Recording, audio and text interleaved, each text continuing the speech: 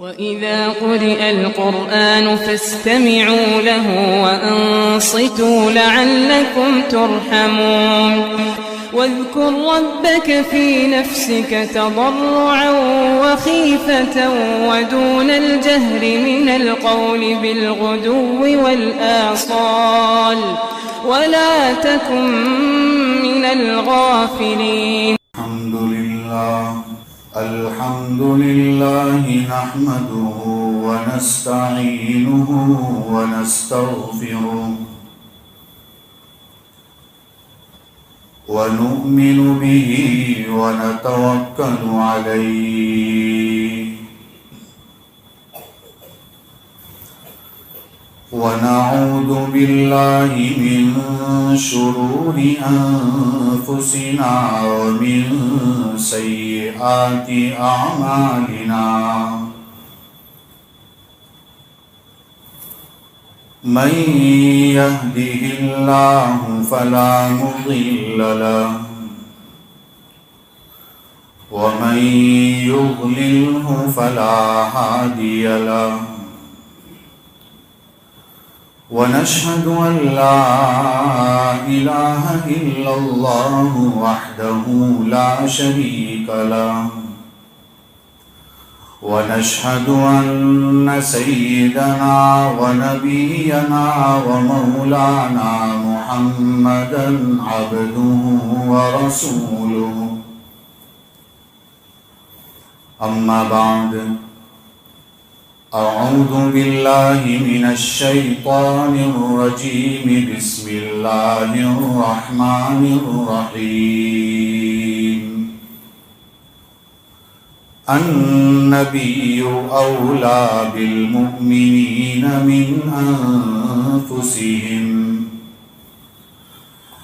صدق الله العظيم.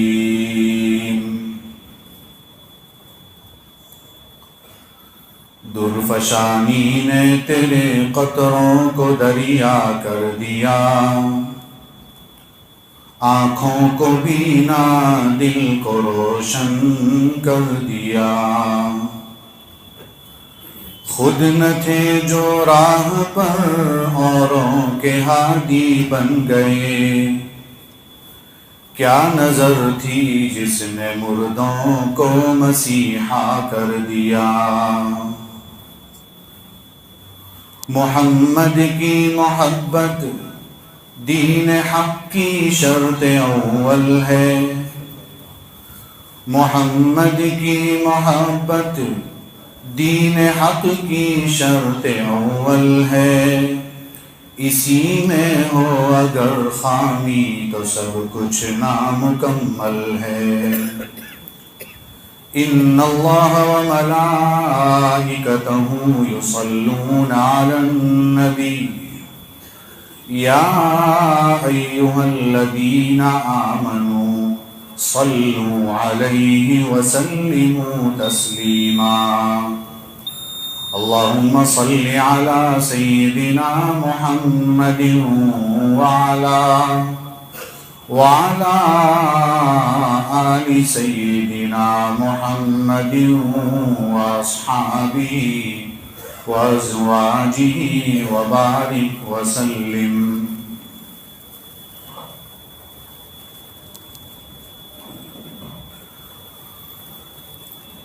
بزرگوں اور دینی بھائیوں،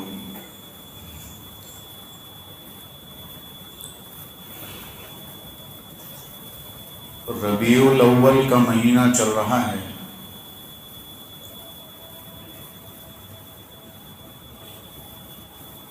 جیسے ہی یہ مہینہ شروع ہوتا ہے تب سے لے کر آخر تک، چونکہ اس مہینے کو خاص مناسبت ہے نبی کریم صلی اللہ علیہ وسلم کے ساتھ، اس وجہ سے سیرت کے پروگرام، سیرت کے اجلاس منعقد ہوتے ہیں. ویسے سرکار کی زندگی اور سرکار کی شخصیت ایسی نہیں ہے کہ ان کو صرف ایک مہینہ یاد کیا جائے اور 11 مہینے بھول جائیں، بلکہ مومن کا تو ہر لمحہ نبی کریم صلی اللہ علیہ وسلم کی اطاعت محبت میں گزرنا چاہیے.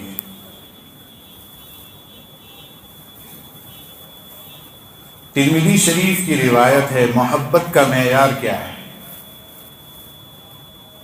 ترمذی شریف میں ہے کہ ایک صحابی نے آ کر نبی کریم صلی اللہ علیہ وسلم سے پوچھا قیامت کب آئے گی؟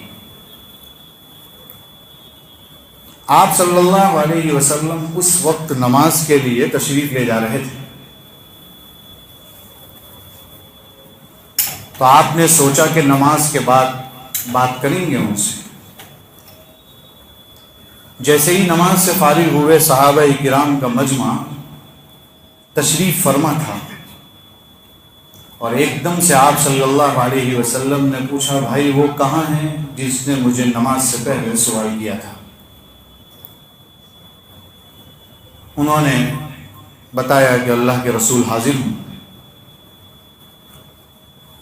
پھر پوچھا قیامت کب آئے گی؟ آپ صلی اللہ علیہ وسلم نے فرمایا، ما اعددت لها، آپ نے اس کے لیے کیا تیاری کی ہے؟ صحابی تھے وہ، انہوں نے نبی کریم صلی اللہ علیہ وسلم سے بڑے اچھے انداز میں کہا، ما اعددت کبیر صلاۃ ولا صوم الا انی احب اللہ ورسولہ، میرے پاس کوئی لمبی چوڑی نماز نہیں ہے، میرے پاس اللہ کے رسول پیش کرنے کے لیے کوئی روزے نہیں ہیں، لیکن پیش کرنے کے لیے اتنا ہے کہ مجھے اللہ اور اس کے رسول سے محبت ہے۔ آپ صلی اللہ علیہ وسلم نے ایک چھوٹا سا جملہ ارشاد فرمایا، اور فرمایا، المرء مع من احب، آدمی اور آدمی کا حشر، مرد کا حشر اس کے ساتھ ہوگا جس سے اس نے محبت کی ہوگی۔ حضرت انس رضی اللہ تعالیٰ عنہ اس روایت کے راوی ہیں، فرماتے ہیں، ما رأیت فرح المسلمون بعد الاسلام کفرحہم ھذا، مطلب یہ کہنا چاہتے ہیں کہ اسلام لانے کے بعد سرکار کے اس جملے سے جتنی خوشی ہوئی اتنی کبھی نہیں ہوئی تھی۔ وہ کیوں اتنا خوش ہو رہے تھے؟ اس وجہ سے خوش ہو رہے تھے کہ اللہ کے رسول نے ایک قاعدہ بیان کیا کہ آدمی اسی کے ساتھ ہوگا جس کے ساتھ محبت کی ہوگی، اور یہ بات تو طے شدہ ہے کہ صحابہ کرام کو سرکار سے زیادہ محبت کسی سے نہیں تھی۔ اس وجہ سے ان کو ایک کنفرمیشن مل گیا، ان کو یہ سمجھ میں آ گیا کہ ہمارا حشر تو سرکار کے ساتھ طے ہے، اللہ کے رسول کے ساتھ طے ہے، اس لیے وہ بہت زیادہ خوش ہو رہے تھے۔ بھائیوں، نبی کریم صلی اللہ علیہ وسلم کی محبت ہی سب کچھ ہے، اس لیے کہ اللہ تک پہنچنا ہے تب بھی سرکار کی محبت کے بغیر نہیں پہنچ سکتے۔ اور جو لوگ یہ کہتے ہیں کہ محبت کے معنی اطاعت کے آتے ہیں، ان کی خدمت میں درخواست ہے کہ اطاعت کے لیے بھی محبت ضروری ہے۔ بغیر محبت کے کوئی آدمی اطاعت نہیں کرتا ہے۔ دنیا میں ناجائز محبتیں جو ہوتی ہے تو اپنی محبوبہ کی بات ماننے سے پہلے اس کو محبت آتی ہے، پھر اس کی بات مانتا ہے۔ تو حالات بھی ایسے ہی ہیں۔ نبی کریم صلی اللہ علیہ وسلم سے جب محبت اعلیٰ درجے کی ہوگی تو پھر سرکار کی کسی طریقے پر عمل کرنے میں کوئی بھی تکلیف نہیں ہوگی، کوئی دقت نہیں ہوگی، کوئی سوال نہیں ہوگا، کوئی اعتراض نہیں ہوگا۔ اور آپ سب جانتے ہیں کہ نبی کریم صلی اللہ علیہ وسلم کی محبت میں سب سے پہلا نمبر صحابہ کرام کا آتا ہے۔ اس لیے مفتی شفیع صاحب رحمۃ اللہ علیہ کی بات اس موقع سے یاد رکھنی چاہیے۔ حضرت مفتی شفیع صاحب رحمۃ اللہ علیہ فرماتے ہیں کہ دنیا میں کوئی قیامت تک آنے والا آدمی یوں کہہ دے کہ میں صحابہ کرام سے زیادہ عاشق ہوں سرکار کا، تو اس سے بڑا باولا کوئی نہیں ہے۔ اس لیے کہ ایک مثل، ایک محاورہ مشہور ہے، بنیے سے زیادہ سیاہ نہ سو باولا۔ بنیا جو ہوتا ہے وہ تجارت کا بہت بڑا ماہر ہوتا ہے، اور اس کو تجارت کے بزنس کے عجیب عجیب گر آتے ہیں۔ اب کسی نے ابھی 10-15 دن میں دکان کھولی ہو، 1 مہینے پہلے دکان کھولی ہو، اور اس کی 25 سال سے دکان چل رہی ہے، اور وہ یوں کہے کہ اس کے بزنس کو تو میں 2 منٹ میں ڈاؤن کر دوں گا، تو پھر اس سے بڑا باولا کوئی نہیں ہوگا، اس لیے کہ اس کو برسوں کا تجربہ ہے۔ ایسے ہی عشق رسول کے بنیے ہیں صحابہ کرام، اور جو صحابہ کرام کو اللہ کے رسول صلی اللہ علیہ وسلم سے محبت تھی، اس کا ایک قطرہ بھی ہمارے پاس آ جائے تو شاید نجات کے لیے کافی ہو جائے گا۔ اس لیے آپ جانتے ہیں، چند مثالیں پیش کروں، ویسے تو مختصر وقت میں زیادہ پیش بھی نہیں کر سکتے۔ مثال کے طور پر حضرت خبیب رضی اللہ تعالیٰ عنہ، جن کو لقب دیا گیا ہے بلیع الارض کا۔ بلیع الارض کے معنی آتے ہیں ایک ایسا شخص جس کو زمین نے نگل لیا ہو۔ حضرت خبیب رضی اللہ تعالیٰ عنہ کو سولی دی گئی، یہ بہت مشہور بات ہے، لیکن 2-3 دن تک ان کی ناش مبارک کو ایسے ہی لٹکایا رکھا گیا۔ اللہ کے رسول صلی اللہ علیہ وسلم نے فرمایا کہ جاؤ بھائی، کچھ صحابہ کرام غالباً حضرت علی، حضرت زبیر بن عوام رضی اللہ تعالیٰ عنہما کو بھیجا کہ لے کر آؤ، وہ بیچارے وہاں لٹک رہے ہیں، انہیں اٹھا لاؤ۔ رات کو وہاں کافرین پہرا دے کر بیٹھے ہوئے تھے اور سوئے ہوئے تھے۔ وہ لوگ گئے، انہوں نے نکالنے کی کوشش کی، اٹھا بھی لیا اور لے کر دوڑ رہے تھے انہیں۔ ایک دم سے کافرین کی آنکھ کھلی تو وہ دوڑتے ہوئے ان کے پیچھے لپ کے، انہوں نے دیکھا کہ شاید پکڑ لیں گے، تو اب حضرت خبیب کے ساتھ آگے کیا کریں گے پتہ نہیں، انہوں نے ان کی ناش کو وہیں چھوڑا اور بھاگ گئے۔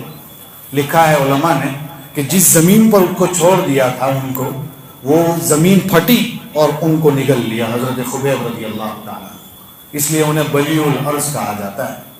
خیر، حضرت خبیب رضی اللہ تعالیٰ عنہ کو بالکل جب عین موقع آیا سولی دینے کا، اس سے پہلے انہیں پوچھا گیا کیا ارادہ ہے؟ 2 رکعت نماز پڑھنے کی اجازت مانگی، کہا حاضر ہوں۔ 2 رکعت نماز پڑھی۔ نماز پڑھنے کے بعد ان سے پوچھا گیا آخری خواہش کیا ہے ان کی؟ فرمایا میرا پیغام اور میرا سلام اللہ کے رسول تک پہنچا دینا۔ یہ محبت کا آخری درجہ ہے۔ تلوار سامنے ہے، سولی سامنے ہے، معلوم ہے کہ تھوڑی دیر کے بعد میری آنکھ بند ہو جائے گی، لیکن اس موقع پر وہ اللہ کے رسول صلی اللہ علیہ وسلم کو نہیں بھول رہے ہیں۔ اور اس موقع پر پھر پوچھا گیا ان سے کیا آپ یہ چاہتے ہیں، آپ کو یہ پسند ہے کہ آپ کو یہاں سے چھٹکارا دے دیا جائے اور آپ کی جگہ پر اللہ کے رسول صلی اللہ علیہ وسلم کو یہاں لے آیا جائے؟ تو جواب دیا کیا بات کر رہے ہیں آپ، میں اپنے گھر پر صحیح سالم رہوں، مجھے اس مصیبت سے چھٹکارا مل جائے اور اللہ کے رسول کو کانٹا چوبے، یہ بھی مجھے گوارا نہیں ہے۔ یہ نبی کریم صلی اللہ علیہ وسلم سے محبت کا اعلیٰ درجہ ہے۔ حضرت زید ابن دثینہ رضی اللہ تعالیٰ عنہ، ابو سفیان جس وقت حضرت نہیں بنے تھے، مسلمان نہیں ہوئے تھے، اس وقت کا واقعہ ہے کہ ان کی پکڑ میں آ گئے اور ان کو قتل کرنے کا بالکل ارادہ کر چکے تھے، تیاری تھی، ان سے سوال کیا گیا۔ ابو سفیان نے سوال کیا آپ چاہتے ہیں کہ آپ کی جگہ نبی کریم صلی اللہ علیہ وسلم یہاں آ جائے اور آپ کو قتل کرنے کی جگہ سرکار کو نعوذ باللہ قتل کر دیا جائے، ان کا گلا کاٹ دیا جائے؟ انہوں نے کہا میں اپنے گھر پر رہوں، اللہ کے رسول اپنے گھر پر رہیں اور اللہ کے رسول گھر میں ہوتے ہوئے سرکار کو کانٹا چبھ جائے، یہ بھی مجھے گوارا نہیں ہے۔ آپ کیسی بات کر رہے ہیں؟ آپ اس سے انداز لگا سکتے ہیں کہ صحابہ کرام کے دلوں میں نبی کریم صلی اللہ علیہ وسلم سے محبت کیسی ہوگی۔ اسی طریقے سے آپ نے نام سنا ہوگا عبداللہ ابن ابی کا، یہ منافق تھا، اس نے جو ہے بہت تکلیفیں پہنچائی اللہ کے رسول صلی اللہ علیہ وسلم کو۔ منافقین نے ہر دور میں تکلیفیں پہنچائی ہیں، کوئی دور ایسا نہیں ہے، آج بھی اس دور میں بھی جتنا مسلمانوں کو منافقوں سے تکلیف پہنچتی ہے، شاید سچے مسلمانوں سے بلکہ شاید غیروں سے کبھی تکلیف نہیں پہنچتی، اتنی مسلمان کے اندر جو منافق ہیں ان سے تکلیف پہنچتی ہے۔ آپ غور کیجیے، اس وقت مدینہ المنورہ میں افواہ پھیل گئی، اور افواہ یہ پھیلی کہ عبداللہ ابن ابی کو قتل کا حکم دینے والے ہیں اللہ کے رسول صلی اللہ علیہ وسلم۔ یہ افواہ تھی۔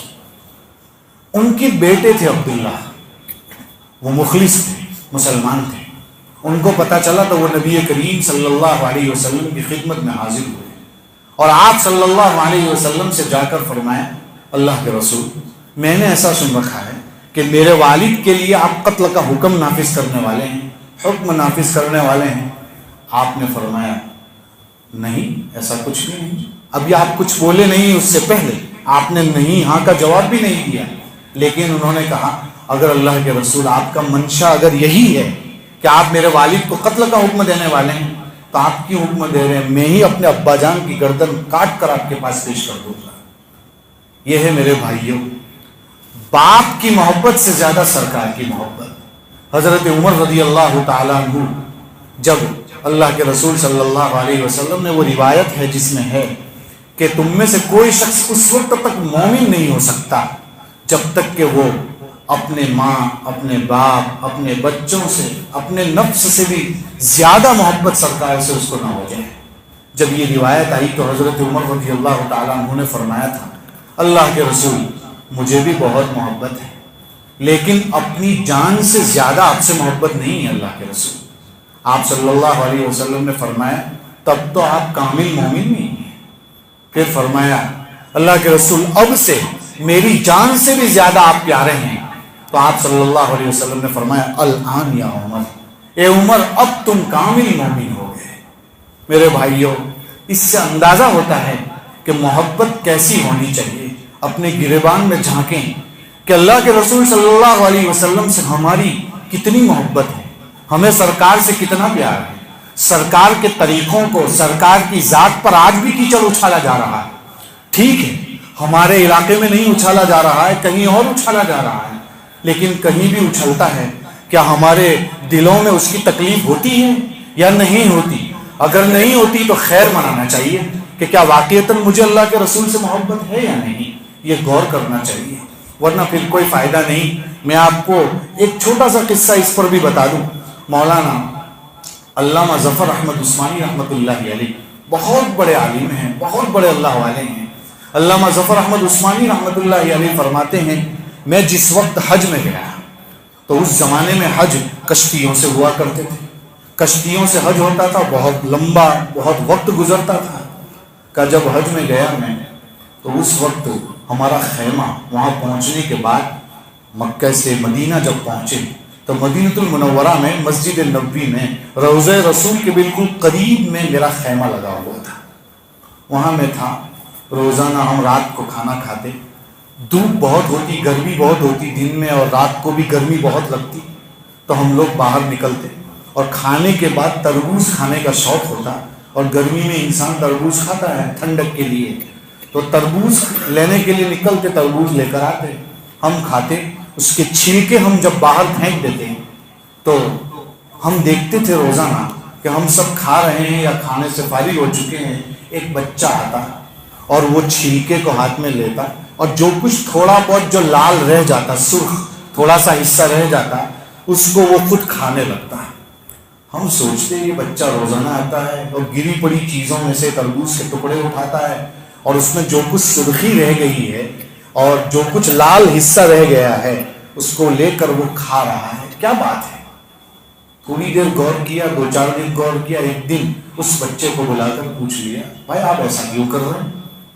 تو اس بچے نے کہا کہنا تو نہیں چاہیے لیکن میں چونکہ غریب ہوں اور میرے ابا کا بہت پہلے انتقال ہو گیا، میں یتیم ہوں، اور اس کے ساتھ ساتھ میری والدہ دوسری شادی کر چکی ہے، اب کوئی ایسا انتظام نہیں ہے، چونکہ ایسا کوئی وقت نہیں ہے، اور میں چونکہ یہاں کا رہنے والا ہوں، آپ لوگ مہمان ہیں، میں میزبان ہوں، تو مجھے مانگنے کا اچھا نہیں لگتا مہمان کے پاس، اس لیے میں وہ ٹکڑے اٹھا کر کھا لیتا ہوں۔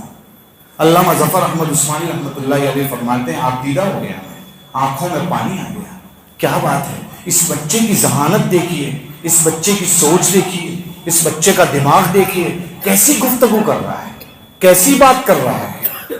پھر کہا علامہ نے کہ بیٹا اب سے تو روزانہ یہاں کھا لیا کر۔ وہ روزانہ وہیں آ جاتا، وہیں کھا لیتا، کھاتا رہتا۔ ایک دن علامہ کا سفر ہونے لگا، یعنی واپسی ہونے لگی، واپس وقت پورا ہوا، اب اپنے مقام پر ہندوستان آنا تھا۔ علامہ ظفر احمد عثمانی رحمۃ اللہ علیہ کو ان سے ایک انسیت ہو گئی تھی، تعلق ہو گیا تھا، اور بچے کو بھی ان سے محبت ہو گئی تھی۔ تو علامہ نے ایک دن بچے سے کہا کہ بیٹا اب ہم جانے والے ہیں، ہم چاہتے ہیں آپ کو ہندوستان لے جائیں، آپ ہمارے ساتھ چلیں۔ تو بچے نے کہا کہ کوئی بات، میں آپ کے ساتھ آنے کے لیے تیار ہوں، لیکن میں اپنی امی سے بات کر لوں، اجازت لے لوں، اور پھر آپ سے کہتا ہوں۔ دوسرے دن اجازت لے کر آیا اور کہا کہ مجھے میری والدہ نے اجازت دے دی ہے، میں آپ کے ساتھ چلوں گا۔ قافلہ تیار ہوا اور جب جانے کے لیے روانہ ہوا، کہتے ہیں کہ ابھی نکلا ہی تھا، چونکہ بہت دور دور تک اس زمانے میں مسجد نظر آتی تھی، روضہ نظر آتا تھا، گنبد نظر آتا تھا۔ وہ زمانہ بھی ایسا تھا، اب تو بہت ساری بلڈنگ اور کیا کیا تعمیرات ہو گئی۔ تو روزانہ پوچھتا تھا، اور بچہ کچھ نہ کچھ پوچھتا رہتا تھا، مجھے وہاں کیا ملے گا؟ کہ بیٹا تجھے اسکول پڑھوائیں گے، مدرسہ پڑھوائیں گے، تجھے یہ کریں گے، کہ جو ہے وہاں یہ ملے گا؟ کہ بیٹا ملے گا۔ وہاں یہ ملے گا؟ کہ بیٹا ملے گا، سب کچھ ملے گا۔ کہ وہاں یہ بھی ملتا ہے ہندوستان میں؟ کہ وہ بھی ملے گا۔ سب کچھ کہتے کہتے اس کی اچانک نظر روضہ رسول صلی اللہ علیہ وسلم پر پڑ گئی، اور گنبد پر جب نظر پڑی تو اس بچے نے یہ پوچھا کہ یہ ملے گا وہاں پر؟ تو علامہ ظفر احمد عثمانی رحمۃ اللہ علیہ فرماتے ہیں اس کا جواب کیا دوں، وہ مجھے نہیں سمجھ میں آ رہا تھا۔ تھوڑی دیر سکتے میں پڑ گیا۔ دنیا میں کسی شخص کے سوال سے میں حیران نہیں ہوا، اس بچے کے سوال سے میں حیران ہو گیا، پریشان ہوں میں کیا جواب دوں۔ تھوڑی دیر کے بعد میں نے کہا کہ بیٹا اگر یہ وہاں مل جاتا تو میں اتنی دور کیوں آتا؟ اتنا دور سفر کر کے کیوں آتا؟ اتنا لمبا سفر کر کے کیوں آتا؟ کیوں تھکتا میں؟ وہ تھوڑی نہ وہاں ملے گا۔ تو کہتے ہیں علامہ ظفر احمد عثمانی رحمۃ اللہ علیہ کہ اس بچے نے جیسے ہی یہ سنا ہاتھ زور سے چھوڑا اور بھاگ گیا، اور کہتے ہیں اس کے بعد وہ بچہ کبھی نظر نہیں آیا۔ کہتے ہیں جب یہ نہیں تو مجھے آنے کی کوئی ضرورت نہیں، میرا یتیم پنا مجھے پسند ہے، میں یتیمی میں زندگی گزار لوں گا، لیکن اس روزے کو کبھی نہیں چھوڑ سکتا۔ میرے بھائیوں، ایسی محبت ہر مومن کے دل میں چھپی ہوئی ہوتی ہے، لیکن اس کو اجاگر کرنے کی ضرورت ہے، اس کو بیدار کرنے کی ضرورت ہے۔ اس لیے محبت رسول کے تقاضوں میں سب سے پہلی بات یہ ہے کہ نبی کریم صلی اللہ علیہ وسلم سے سچی پکی محبت پیدا ہو۔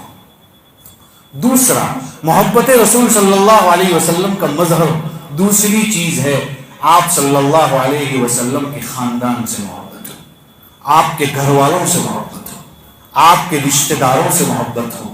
جس نے آپ کے رشتہ داروں سے محبت کی ہوگی اس نے اللہ کے رسول کو خوش کیا، جس نے آپ کے رشتہ داروں سے ناراضگی کا اظہار کیا ہوگا وہ اللہ کے رسول کو خوش نہیں کر سکتا ہے۔ اس لیے آپ کے خاندان والوں سے بھی خوب محبت کرنی چاہیے، ان کے طریقوں پر چلنا چاہیے۔ تیسری چیز، تیسرے نمبر پر آتا ہے آپ کی محبت کے مظہر میں آتا ہے صحابہ کرام رضوان اللہ علیہم اجمعین۔ اللہ کے رسول صلی اللہ علیہ وسلم کا ساتھ دینے میں صحابہ کرام کا بہت بڑا حصہ، بہت بڑا کردار رہا ہے۔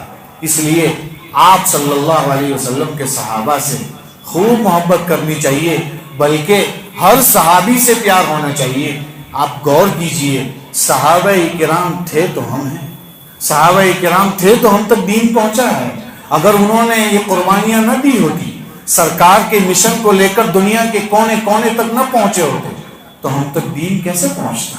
اس لیے اللہ کے رسول صلی اللہ علیہ وسلم کے دین کو پھیلانے میں صحابہ کرام کا بہت بڑا حصہ ہے۔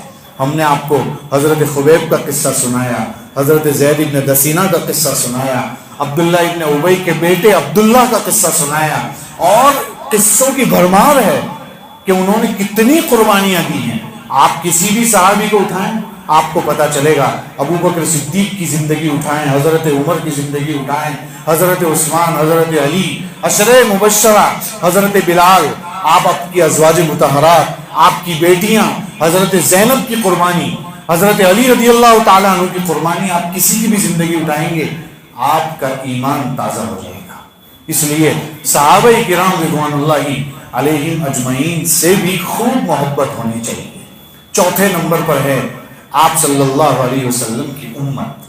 آج اس امت کا جو اصل مشن ہے اور امت کا جو اصل معنی ہے اس کو لوگوں نے چھپا رکھا ہے اور لوگوں نے اس کو ادھر ادھر کر دیا ہے۔ غور کرنا چاہیے، اللہ کے رسول صلی اللہ علیہ وسلم تمام لوگوں کو ایک امت بنا کر گئے تھے، ہم نے اسے گروہوں میں تقسیم کر دیا، جماعتوں میں تقسیم کر دیا، تنظیموں میں تقسیم کر دیا، مسلکوں میں تقسیم کر دیا، اور پتہ نہیں لوگ کہنے لگے یہ مدرسے والے ہیں، یہ تبلیغ والے ہیں، یہ خانقاہوں والے ہیں، یہ فلاں والے ہیں، یہ فلاں والے ہیں۔ ہم نے ان سب کو بانٹ دیا ہے، جبکہ سرکار سب کو ایک بنا کر گئے تھے. آپ نے تو فرمایا تھا میں سب کے لیے ایک باپ کی طرح ہوں, اور قرآن نے تو کہا انما المؤمنون اخوہ, کہ مومن تو سب کے سب آپس میں بھائی بھائی ہیں. لیکن آج اس مشن کو ہم بھول چکے ہیں. آج کوئی ایک دوسرے کو دیکھنے کے لیے تیار نہیں ہے. غور کیجئے, نبی کریم صلی اللہ علیہ وسلم کی یہ تعلیمات نہیں ہیں. سرکار نے گنہگار کے گناہ سے تو نفرت کی ہے, لیکن گنہگار کی ذات سے نفرت نہیں کی ہے.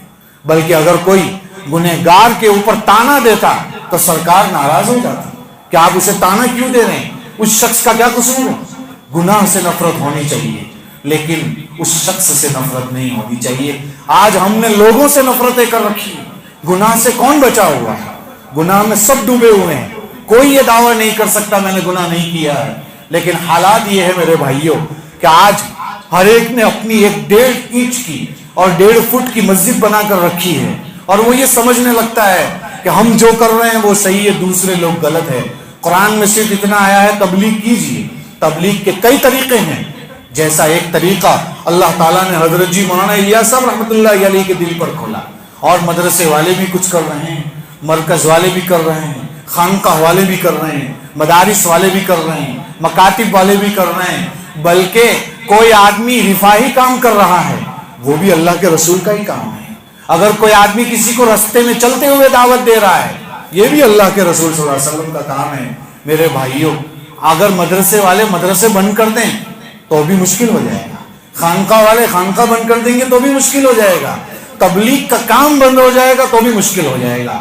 کام تو ایک دوسرے کی مدد سے چلتا ہے, ایک دوسرے سے چلتا ہے. اس لیے میرے بھائیوں, یہ امت کا جو سبق سرکار سکھا کر گئے تھے, کاش کہ ہم اس کو سمجھیں کہ جو بھی مسلمان ہے وہ ہمارا بھائی ہے, جو بھی مومن ہے وہ ہمارا بھائی ہے. اسے تانے کی نظر سے, تحقیر کی نظر سے, ادھر ادھر کی الٹی نظروں سے کوئی نہ دیکھیں, ورنہ نقصان ہوگا.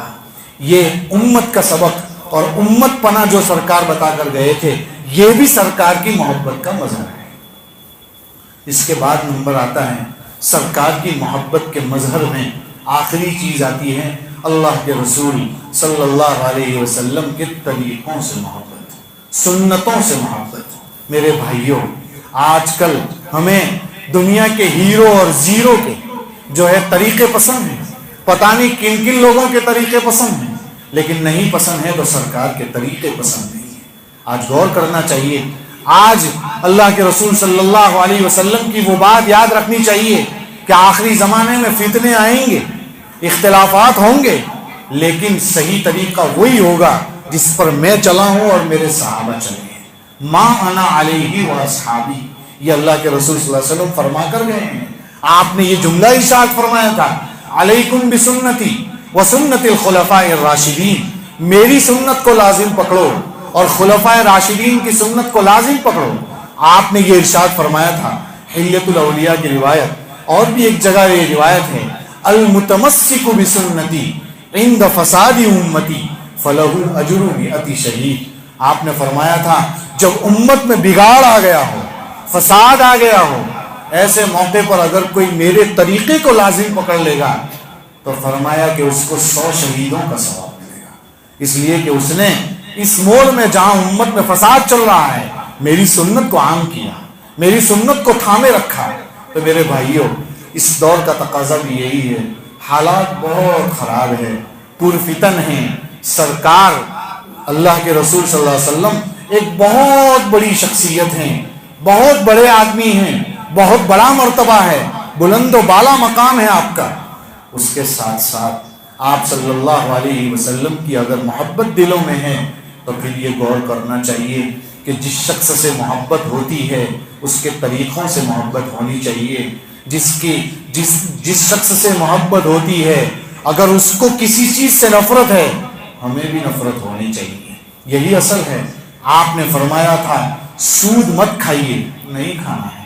آپ نے فرمایا تھا راستوں کو ایسا جام مت کیجیے اپنے ذریعے سے کہ پیچھے آنے والے کو تکلیف ہو.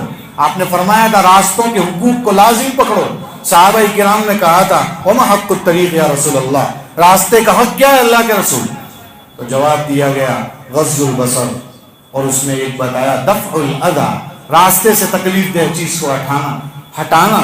علماء کرام نے لکھا ہے کہ اگر کوئی راستے سے نماز پڑھنے جا رہا ہے اگر راستے سے نماز پڑھنے، گھر والا اگر پانی ڈال دیتا ہے اس راستے پر اور اگر اس کے کپڑے کو وہاں چھینٹے اڑ رہے ہیں، یہ بھی تکلیف میں شامل ہے. سوچنا چاہیے کہ یہاں سے نمازی جا رہے ہیں تو ایسا روڈ خراب ہمارے ذریعے سے نہ ہو کہ جس سے کسی کو تکلیف پہنچے. اور ایسے ہی والامر بالمعروف والنہی عن المنکر، تو راستے میں کہیں ایسی جگہ کھڑا ہو جانا، گاڑی کو ایسی جگہ پارک کرنا، سب چیز سرکار بتا کر گئے ہیں. گاڑی ایسی جگہ روک دینا، سواری ایسی جگہ روک دینا کہ پیچھے والے کو تکلیف ہو، یہ بھی سرکار کا طریقہ نہیں ہے، سرکار کی تعلیمات نہیں ہے.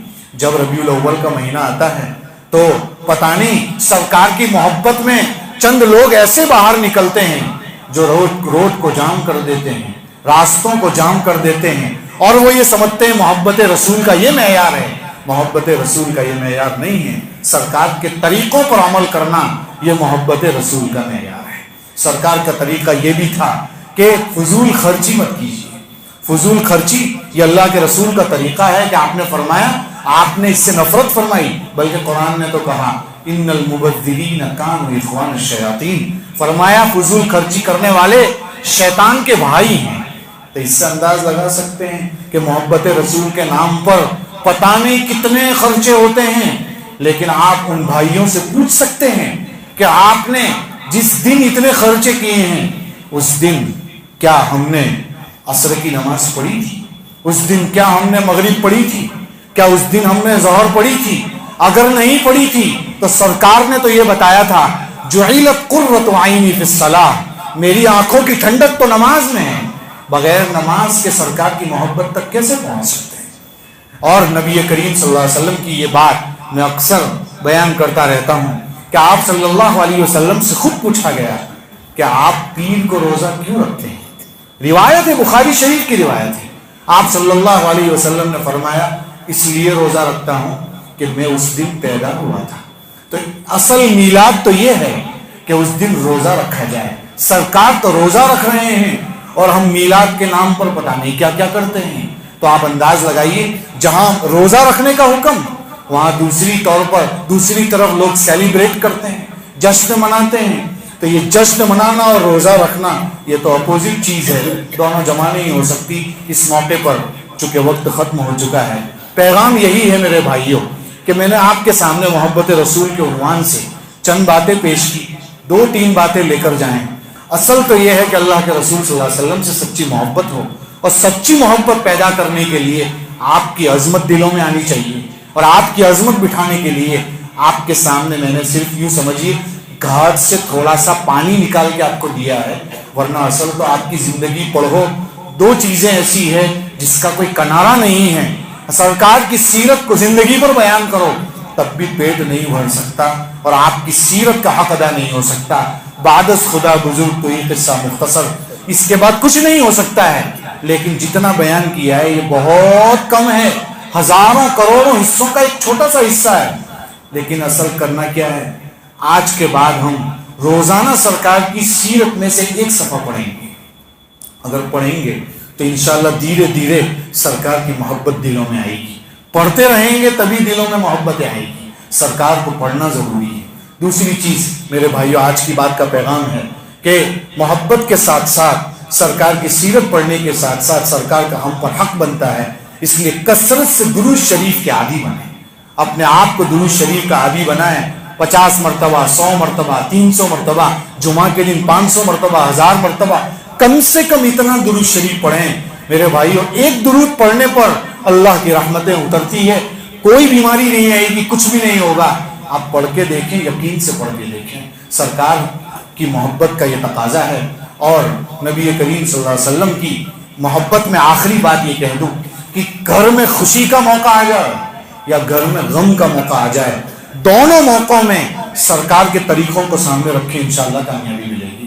اللہ تعالیٰ ان باتوں پر ہمیں عمل کرنے کی توفیق عطا فرمائیں. قرآن کی آیت پڑھی تھی، النبی اولیٰ بالمؤمنین من انفسہم، نبی زیادہ حقدار ہے مومنین کی جانوں سے. اس لیے ہم سب کو اپنے ماں باپ، اولاد، اعزہ اقارب سے زیادہ محبت اللہ کے رسول سے ہونی چاہیے، اس کے طریقے آپ کی خدمت میں پیش کیے۔ اللہ تعالیٰ مجھے عمل کرنے کی توفیق عطا فرمائیں، ان سب باتوں پر عمل کرنے کی توفیق عطا فرمائیں۔ چند باتیں آپ کے سامنے پیش کی، 2 منٹ زیادہ ہو گئی ہے، معذرت کے ساتھ اپنی بات ختم کرتا ہوں۔ وآخر دعوانا ان الحمد للہ رب العالمین۔